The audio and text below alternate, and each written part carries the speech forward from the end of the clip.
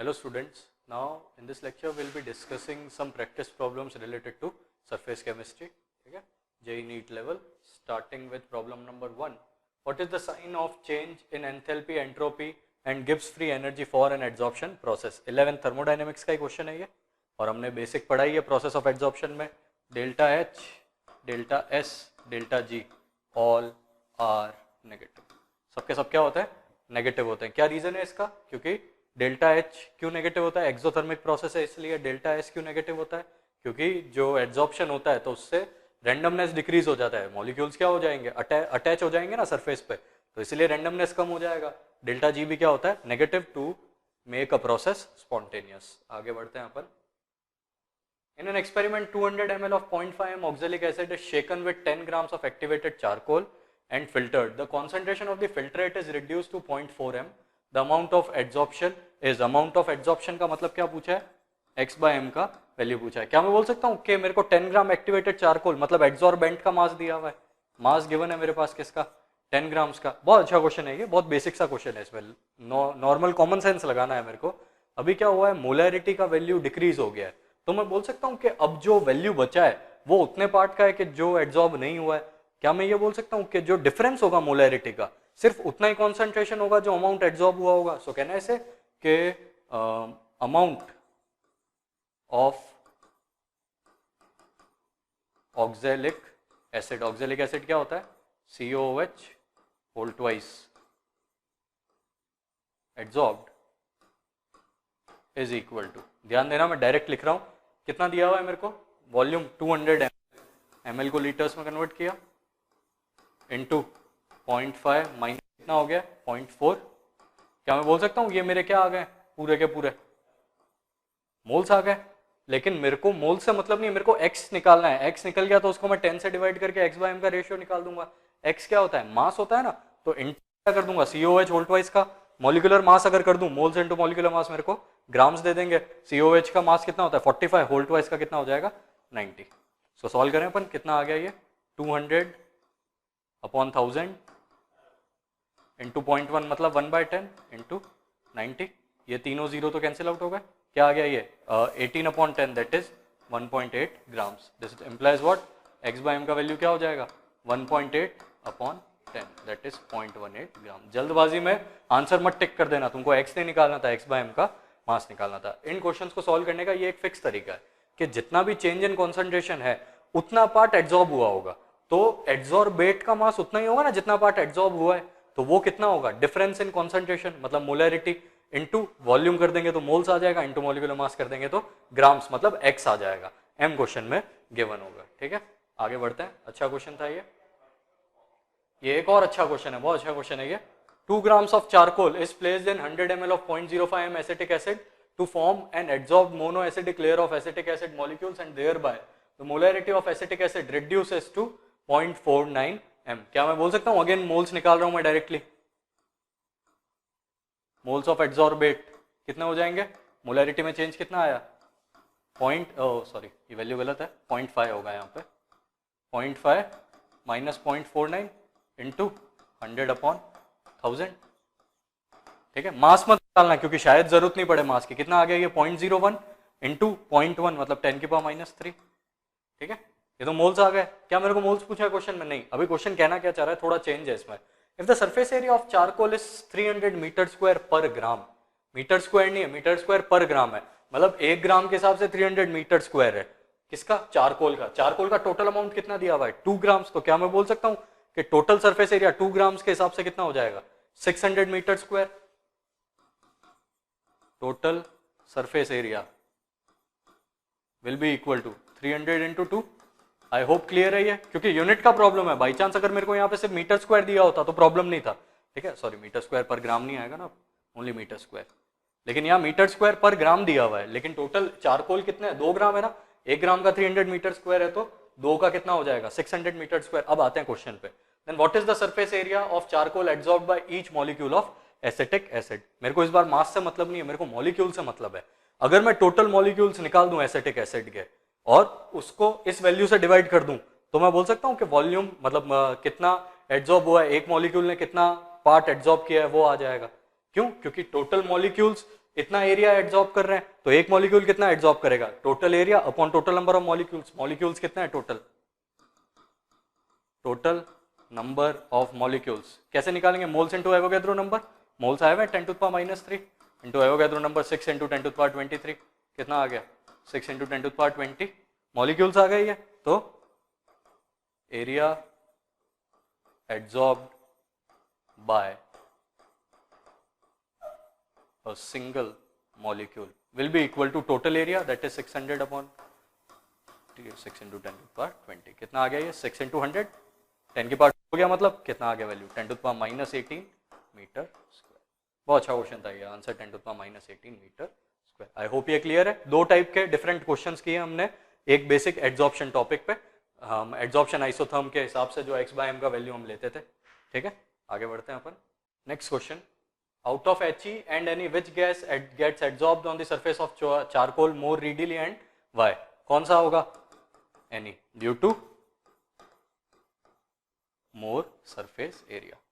Size जितना बड़ा उतना ज्यादा सरफेस एरिया, जितना ज्यादा सरफेस एरिया होता है उतना ज्यादा एक्सटेंट ऑफ एड्सॉर्प्शन होता है। यही रीजन है ना, इसका एक एप्लीकेशन और होता है कि powdered form of any metal has more adsorbing power than normal solid metal. Why? क्योंकि जो पाउडर्ड फॉर्म होगा that will cover more surface area, surface area जितना ज्यादा उतना ज्यादा एक्सटेंट ऑफ एड्सॉर्प्शन। ये हम लिख सकते हैं कि extent of adsorption is proportional to surface area. Size किसका ज्यादा है उसी का सरफेस एरिया भी ज्यादा होगा, तो आंसर क्या हो जाएगा, नियॉन। इजी क्वेश्चन था बिल्कुल। आगे बढ़ते हैं। Which of the following will be most readily adsorbed, again उसी टाइप पे क्वेश्चन है। क्या मैं बोल सकता हूँ इसके अंदर जो गैसेस है H2, N2, NH3 और O2, सेम अपन ने क्वेश्चन 11th में किया था क्रिटिकल टेम्परेचर के लिए, तो हमने ये पढ़ा था कि इजीली लिक्विफिएबल गैसेस है मोर critical temperature.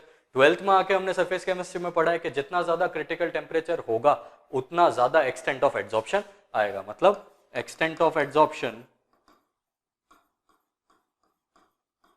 is proportional to critical temperature, that is Tc, and is proportional to ease of liquefaction।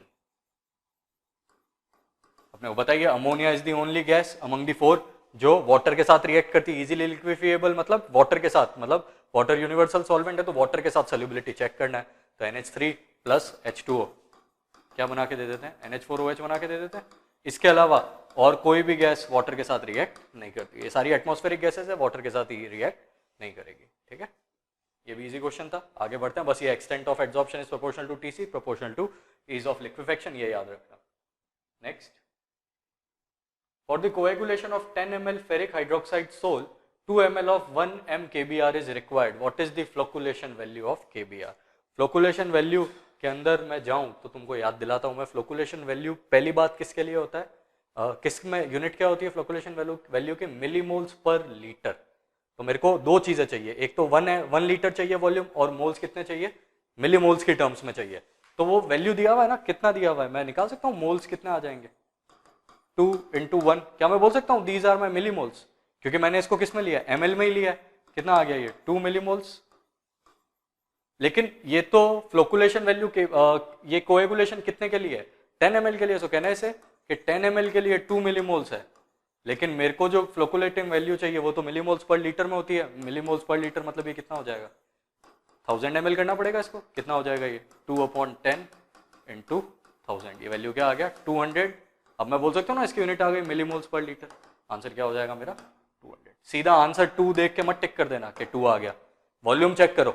1 litre को फ्लोकुलेट करने के लिए जो वैल्यू चाहिए उतने मिलीमोल्स मेरे को निकालने होते हैं। मेरे को 10 ml दिया है तो 10 ml में मैंने मोल्स निकाल दिया।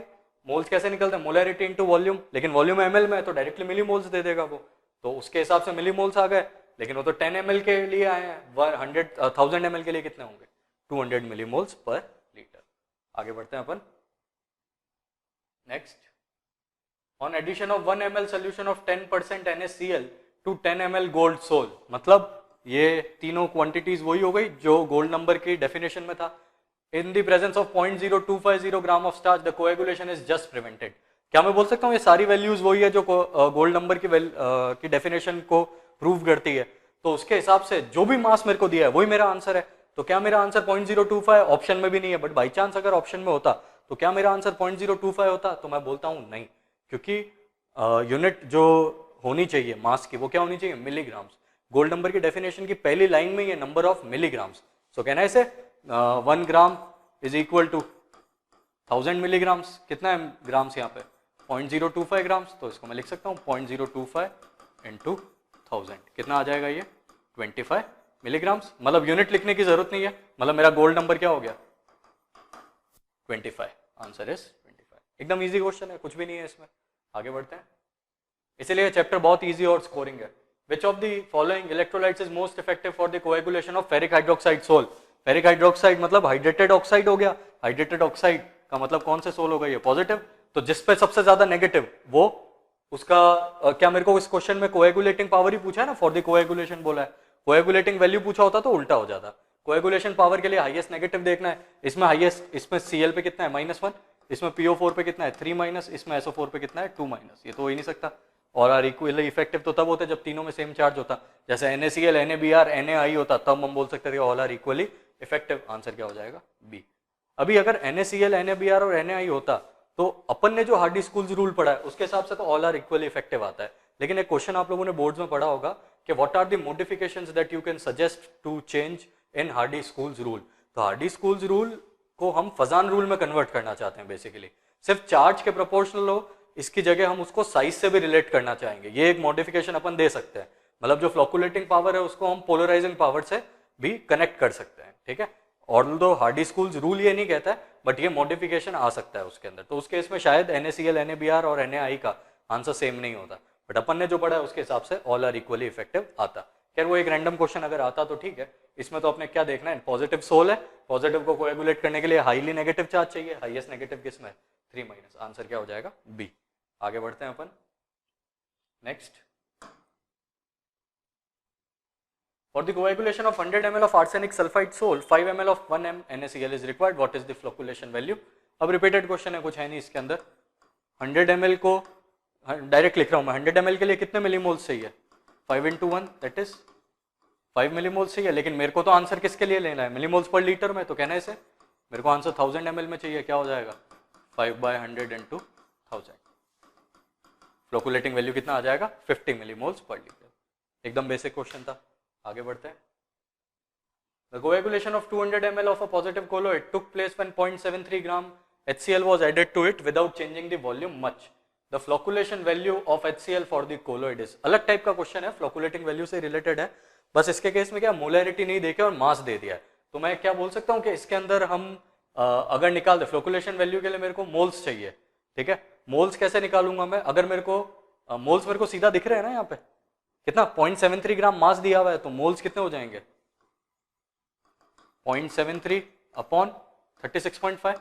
अगर मैं बोलूं मिलीमोल्स तो मैं इसको 1000 से मल्टीप्लाई कर दूं, कितना आ गया ये 730 अपॉन 36.5 दैट इज 20, बेटेगा ना 36.5 2 × 73। 200 ml के लिए वैल्यू कितना आया है 20 मिलीमोल्स, लेकिन मेरे को किसके लिए चाहिए 1000 के लिए, क्या हो जाएगा 20 अपॉन 200 इंटू 20 अपॉन 200 इंटू 1000, कितना आ गया ये 100 मिलीमोल्स पर लीटर। इजी है। इस क्वेश्चन में मोलैरिटी नहीं दिया था, तो मोलैरिटी की जगह क्या दे दिया, मास दे दिया। मोल्स अपन मास से भी तो निकाल सकते हैं, मेन मिलीमोल्स निकालना है और उसको 1 लीटर में कन्वर्ट करना है। आगे बढ़ते हैं।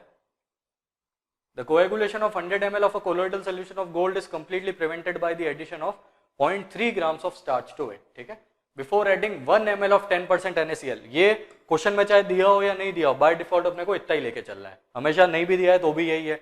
लेकिन इसमें एक चीज चेंज कर दी इस बार, अपन जो रीड करते हैं वो 10 ml के लिए रीड करते हैं, तो 100 ml के लिए है। सो कहना है इसे कि अगर 100 ml के लिए मास 0.3 ग्राम्स चाहिए तो 10 ml लेना पड़ेगा ना, 10 ml के लिए कितना चाहिएगा, सिर्फ डेफिनेशन से जाना है, अपॉन 100 इंटू 10 कितना आ गया ये 0.03 ग्राम्स।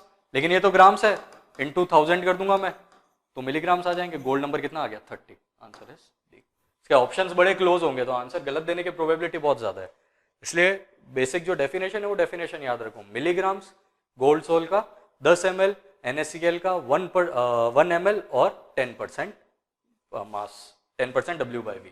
आगे बढ़ते हैं। Next, the coagulation of 50 ml of a colloidal solution of gold is completely prevented by the addition of 0.05 milligram of gelatin to it. Find out the gold number of gelatin. Again 10 ml चाहिए, 50 ml के लिए value कितना दिया हुआ है 0.0 milligram, 0.05 milligram. Milligram में ये unit change करने की जरूरत नहीं है, लेकिन मेरे को तो 10 ml के हिसाब से गोल्ड नंबर निकालता हूं मैं। कितना आ गया ये इंटू 10 आएगा ना, कटेगा ये 5, कितना आ गया 0.01। वही होता है तुमको, मिनिमम वैल्यू होता है इसका 0.01 से 0.05, और जिलेटिन का सबसे मिनिमम होता है स्टार्च का 10 से 50 होता है। अब इसके क्वेश्चन में 25 से 50 होता है। इसके क्वेश्चन में प्रोटेक्टिव पावर अगर पूछा होता तो वो उसका रेसिप्रोकल हो जाता, ठीक है, मतलब आंसर के अंदर क्या हो जाता, चेंज हो जाता, आंसर उल्टा हो जाता। अगर पूछा जाए कि गोल्ड नंबर्स दिए हुए हों और बोला जाए कि प्रोटेक्टिव पावर में अरेंज करो, तो प्रोटेक्टिव पावर और गोल्ड नंबर क्या होता है, inversely related to each other. आगे बढ़ते हैं। Next, the coagulation values of HCl and KBr। मैं वैल्यू लिख देता हूं, CV ऑफ HCl गिवन है 30.8 और CV ऑफ KBr गिवन है 138। मेरे को बोला है कि इनके कोएगुलेटिंग पावर का रेशियो क्या होगा, सेम ऑर्डर में ही निकालना है, मतलब मेरे को क्वेश्चन में ये पूछा है KBr, सिंपल क्वेश्चन है एकदम। क्या मैं इसको लिख सकता हूँ CV of KBr upon CV of HCl, मतलब वैल्यू क्या हो गया 138 अपॉन 30.8। आंसर 4 से 5 के बीच में आएगा, चेक कर लो, एक ही ऑप्शन है, इजी क्वेश्चन एकदम। आगे बढ़ते हैं। Which one of the following electrolytes is most effective for the precipitation of sulfur sol? Sulphur sol क्या होता है, नेगेटिवली चार्ज सोल है तो हाईएस्ट पॉजिटिव चेक करना है। इस पे कितना है +1, ये फेरिक है ना, इस पे चेक करोगे कितना आएगा चार्ज +3, इस पे कितना आ रहा है +2, इस पे कितना आ रहा है +1। अब इस पे +3 मत ले लेना, +3 नहीं होगा, एक ही आयन पे मेरे को चेक करना है, एक आयन पे कितना चार्ज है वो देखना है। हमेशा ये चीज कंफ्यूज करती है, इसलिए पूरा अच्छे से ध्यान रखना कि जो भी आयन है एक आयन पे कितना चार्ज है वो देखना है। इधर इस पूरे पे -3 है तो यहाँ 3 होगा, यहाँ इसमें -1 गिना जाएगा नेगेटिव के हिसाब से, यहाँ इसमें 2 गिना जाएगा क्योंकि SO4 के एक मॉलिक्यूल पे 2 होता है और यहाँ इस पे -1। तो अगर क्वेश्चन पॉजिटिवली चार्ज सोल के लिए होता तो आंसर डी होता, लेकिन अभी नेगेटिव सोल के लिए तो हाईएस्ट पॉजिटिव किसमें, बी में, answer is B. Again easy question था ये। आगे बढ़ते हैं। During electroosmosis of positively charged ferric hydroxide sol, options दिए हुए हैं, sol particles move towards anode, गलत, सोल पार्टिकल्स का तो मूवमेंट ही नहीं होता इलेक्ट्रोऑस्मोसिस में। Dispersion medium move towards anode, बहुत अच्छा ऑप्शन है, क्या पता सही हो, C option, sol particles do not move in either direction, ये तो सही है, पक्का हो गया। लेकिन डी ऑप्शन जो है वो है बोथ बी एंड सी, तो ऐसा भी हो सकता है कि अगर बी सही हुआ तो मेरा आंसर डी हो जाएगा। तो मैं देखता हूं अभी इसके लिए अपन देखिए, dispersion medium move towards anode, ये सोल क्या है, पॉजिटिव है, फेरिक हाइड्रोक्साइड हाइड्रेटेड ऑक्साइड है, तो इसका चार्ज क्या होगा, पॉजिटिव। तो मैं बोल सकता हूँ डिस्पर्जन मीडियम पे चार्ज नेगेटिव होगा। एनोड पे कौन जाता है, एनायन ही तो जाता है, तो yes negative charge moves to anion, मतलब dispersion medium move towards anode. तो ए मतलब बी और सी दोनों ऑप्शंस क्या है, करेक्ट। बहुत अच्छा क्वेश्चन है, हाँ, इस पे इलेक्ट्रोऑस्मोसिस पे यही टाइप का क्वेश्चन आ सकता है। नेक्स्ट आगे बढ़ते हैं। Which one of the following electrolytes is most effective for the precipitation of ferric hydroxide सोल? अगेन कोई प्रॉब्लम नहीं है, पॉजिटिव सोल है, हाईएस्ट नेगेटिव चेक करना है। इसमें -1, इसमें -1, इसमें 2 इसको मैं ऐसे लिख सकता हूँ ना, FeCN6 होल पे 3 ये पूरा NiN है मेरा, इस पे कितना चार्ज है 3 हाईएस्ट नेगेटिव क्या है 3 चारों में से आंसर क्या हो जाएगा डी। कोएगुलेटिंग वैल्यू अगर पूछा होता तो आंसर उल्टा हो जाता, मिनिमम कोएगुलेटिंग वैल्यू उसका, हाईएस्ट कोएगुलेटिंग पावर है उसका। Last question. In an adsorption experiment, a graph between log x/m and log p was found to be linear with an angle of 45 degrees.